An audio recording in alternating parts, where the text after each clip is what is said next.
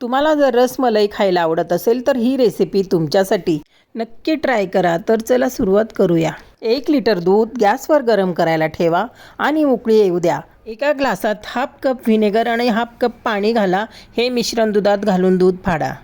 फाडलेले सर्व दूध एका छन्नीमध्ये काढून घ्या आणि पाण्याने छान धुवून घ्या। तयार पनीर एका प्लेटमध्ये काढा आणि त्यामध्ये हाफ चमचा मैदा घालून मस्त मळून घ्या। त्याचा एक डो तयार करा आणि ह्या डोचे छोटे छोटे पेढ्या एवढे गोळे तयार करून एका प्लेटमध्ये ठेवा। नंतर एका कढईमध्ये 2 कप साखर आणि 6 कप पाणी घालून पाण्याला छान उकळी येऊ द्या। पाण्याला उकळी आल्यानंतर तयार सर्व गोळे त्यामध्ये घाला आणि 20 मिनिटे झाकण ठेवून चांगलं उकळून घ्या। एका पातेल्यामध्ये 1 लिटर दूध, साखर आणि केशर घालून उकळायला ठेवा। नंतर त्यात रसगुल्ले आणि विलायची पावडर घाला। तुम्हाला जर माझी रेसिपी आवडली तर लाईक, शेअर आणि सबस्क्राईब करायला विसरू नका।